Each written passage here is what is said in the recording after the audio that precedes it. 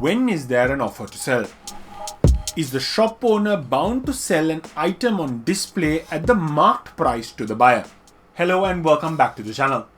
Today's episode is a part of the ongoing series which I call the Case Files, where we discuss famous cases which have created a lasting impact on the legal field. In today's episode, we look at the famous judgment of Fisher versus Bell, which has had a profound impact on contract law. Let's get started.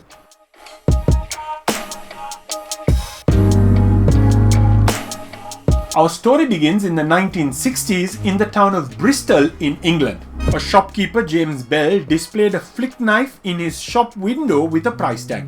Under the Restriction of Offensive Weapons Act 1959, it was illegal to offer for sale such knives. A customer, Mr. Fisher, saw the knife and reported it to the police. The police charged Bell with the offense of offering this knife for sale according to this act.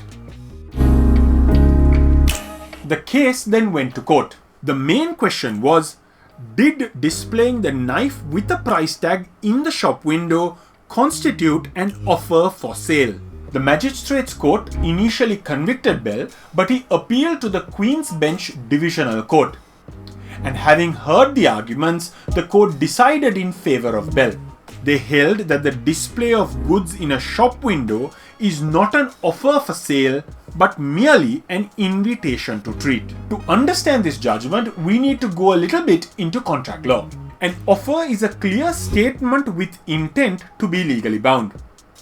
So for example, if I said to you, I offer to buy your car for X amount, that would be a clear statement where I am willing to be bound. You can accept my offer or reject it. An invitation to treat, on the other hand, is an invitation for customers to come into the shop and make an offer to buy the item. Then the shopkeeper can decide whether to accept the offer or to reject it. So in other words, when the shopkeeper Bell displayed the knife, it was an invitation to the customer to come into the shop and make an offer to buy that knife at the marked price, and for Bell to accept that offer. So Bell's display of the knife on the shop window was not a breach of the law because he was not offering to sell the knife. Fisher versus Bell has therefore created a significant impact in contract law in understanding the difference between an offer and invitations to treat. It clarified that displaying goods on shop windows is not in fact an offer, but only an invitation to treat. This distinction is crucial in retail and commercial transactions, influencing how shops display their products for sale and how they interact with customers. For example, thanks to this judgment, items on display might not necessarily be offers to sell.